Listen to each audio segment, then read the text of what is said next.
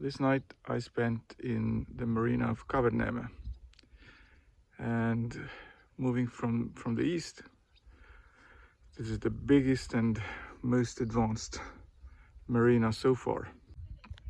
The wind is very light today. The sea is like a mirror, but the wind blows more or less to the direction where I want to go, or at least along the shore. So we take advantage of it. It's a Sunday morning. It's a very quiet morning. There's no movement at all, and it's 10:30 already. A few powerboats have gone out, but nothing else. So we just came out of the port, and the wind was, let's say, we were supposed to sail downwind. As soon as we got out of the marina, the wind started blowing from completely opposite direction. At least it blows along the coast, so we can always get back to the shore. We came out from Lepneme Marina, and the wind is very weak, but it's more or less to favorable direction, so I still decided that I come out. And now I'm nearing to our capital, Tallinn, and this is the busiest place for big ship waterways. So I have to be careful not to be run over by any of those big ones. And also right forward from me is a big ship's anchoring area, and I have to see that I don't hit any of those. Here I am drifting in nearly windless conditions, but at least I'm drifting to the right direction. Yeah, we had nearly non-existent wind, but since it's from the favorable direction, we're making 2.6 knots. I'm very close to the area now where the ships are going. There was another one just going behind the island, and now a new one is already coming out from there. It's going towards Helsinki. And the island that we see back there is the Aegna Island, and this is where we want to go, or make the first stop today maybe. I have now arrived to the island of Aegna, and here you can see on this sign all the sites that you can see on this island. And we're going to check out the southern beach first. Nice old houses they have here. Millstones, stone fences. Nature is beautiful here, wild. Nice old trees. There's quite a few houses here that provide accommodation. The island is very close to Tallinn, our capital city. And people from Tallinn come here occasionally for a weekend or for a day. There is a water taxi that you can take here if you don't have a boat. And there's a lot of former military institutions here. There are some mines also here. And I remember it was maybe some 20 years ago when school children were here, and they were making fire and throwing one missile into fire, and some of them got injured. So children, don't play with bombs. And here we spotted the first of the big rocks that we have here on the island. There is plenty of those in different sizes. Here is a local cemetery.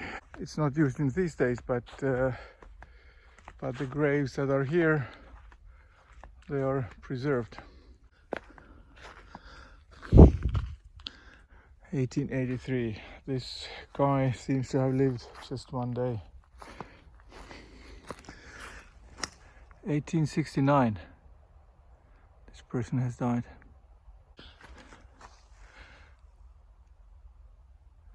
There's no date here. Yeah, nice graves, really. There is a lot of rocks here. Concentration of rocks in this spot is very big. There is a lot of those.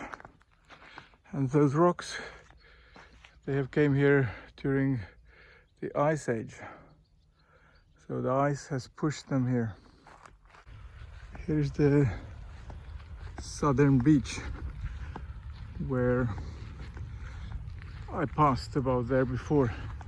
And this is the island of Krasuli, where I could have maybe also passed through, and then I would have saved an hour or maybe even more. Anyway, now we're here. But it's not sure at all. I would have passed this little strait here. You can see that there's some breaking waves. It's really shallow there, and there are many rocks here also. Another old house, very nice one. I came out from the Aegna island, and as soon as I got out, there were some rain clouds and some thunder coming, and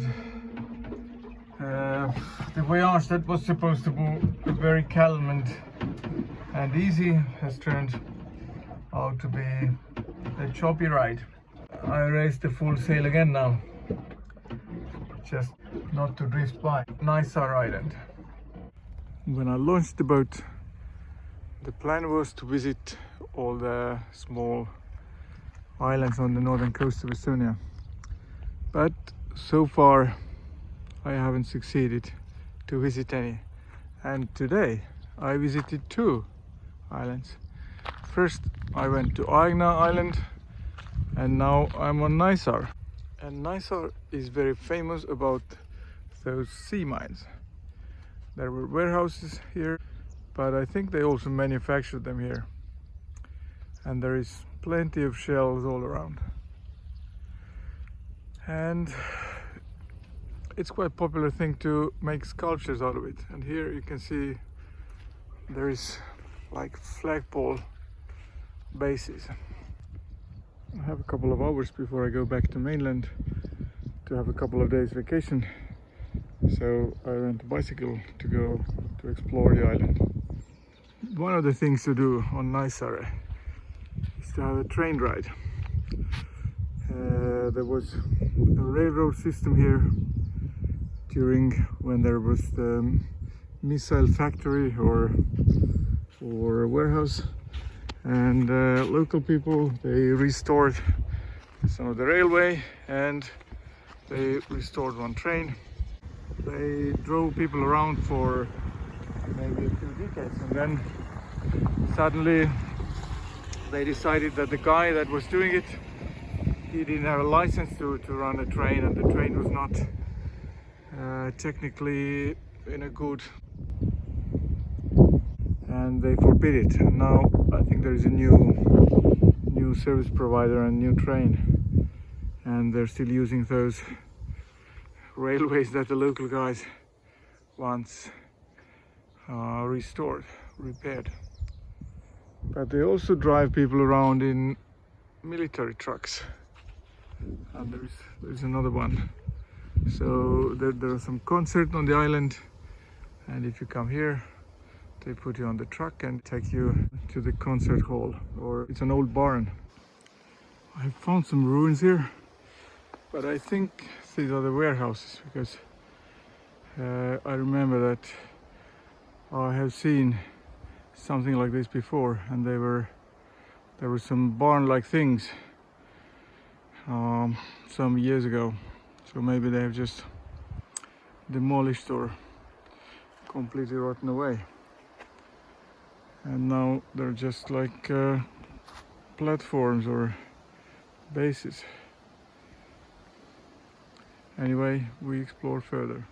The mine warehouses were surrounded by several barbed wire fences, and here we see one, also a gate here, and there is a building here which seems to be a mine factory.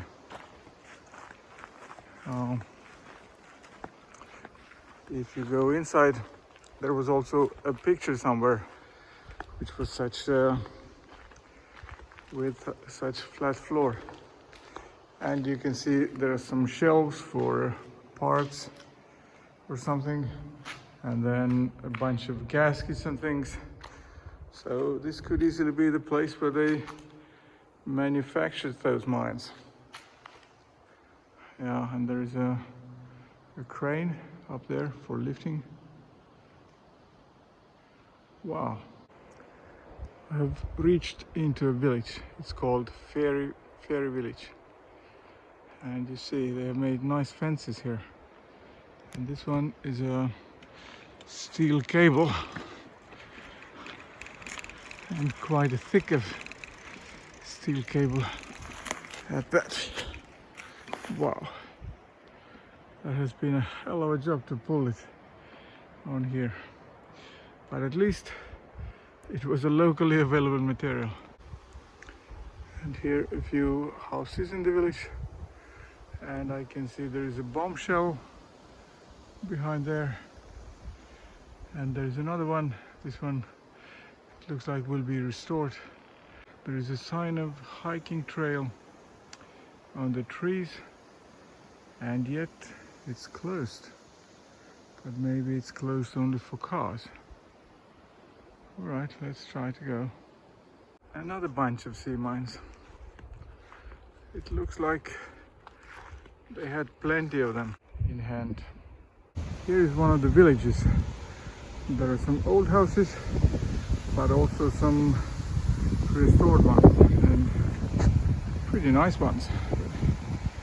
And there is a war museum here, and you can see different mines and missiles what have been found. Oh, even helicopter blade, rotor blade. There are more engines here, abandoned really. And also there is something. There is actually a train full of sea mines again.